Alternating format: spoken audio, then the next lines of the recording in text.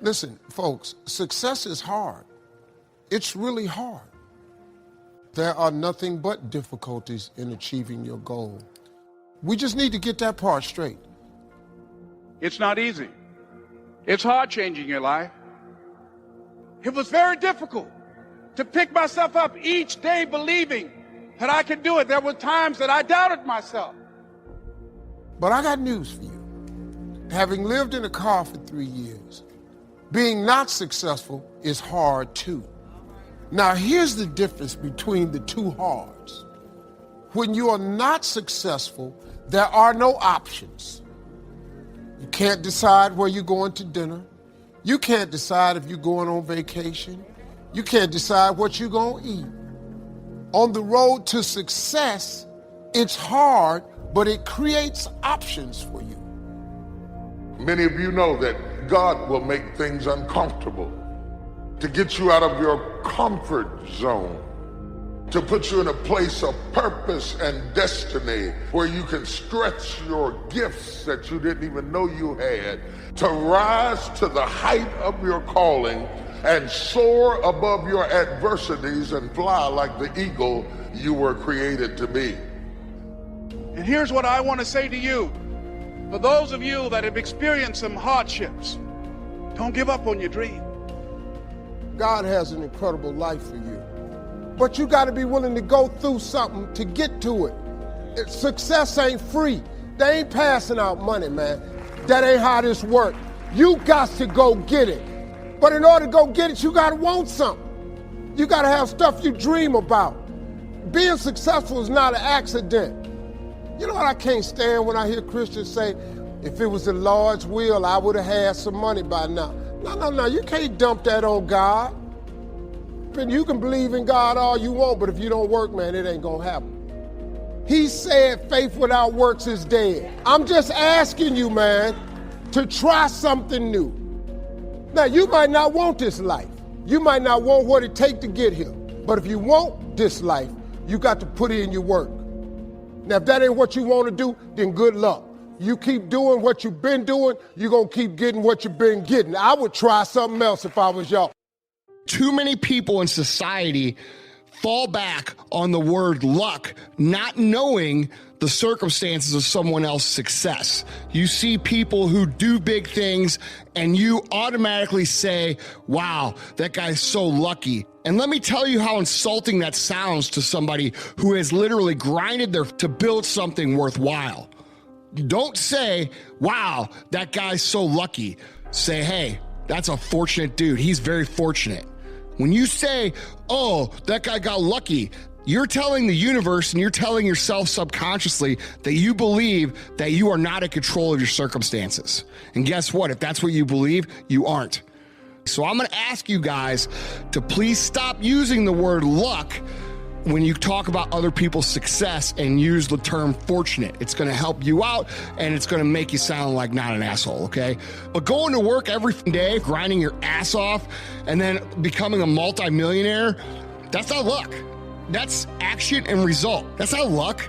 You weren't pointing out how lucky he was when he couldn't pay his bills. How about when he made less than what you made for the first 15 years, holding on to his dream? You weren't there saying he was lucky. Or how about when he's working at 2 a.m.? Or how about when he's working on weekends and holidays when you're out celebrating with your family? Where were you? So quit using the word luck and start using the word fortunate. It's going to make you sound like not such an asshole, because there's nothing more insulting to somebody who grinded their ass off than when someone says he got lucky. Quit believing in luck, because it doesn't exist in terms of action and reaction, and start believing in work. Start believing in results that come from your actions. And when you do that, guess what? That's what starts to happen. So many people in life, we all know these guys, right? They peaked in high school, they were quarterback of the team, and they're like, bro, back in the day, I was the man. And they haven't done anything with their lives, right? And we see these people all the time. And the reason these people don't progress is because they focus on the glory days, the things they have achieved in the past. If this is you, you have to stop this behavior. When you focus on this shit, guys, that is energy that you could be putting into actually improving and focusing on the task at hand, which is today. Stop playing. Life is serious. Life is serious. I'm here because of God's grace and mercy, not because of me. I believe that there's something we're supposed to do.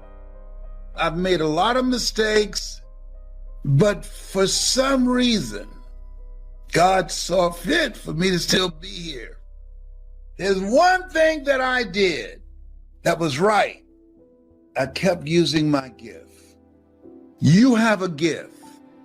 And if you don't know what it is, don't stop until you find it.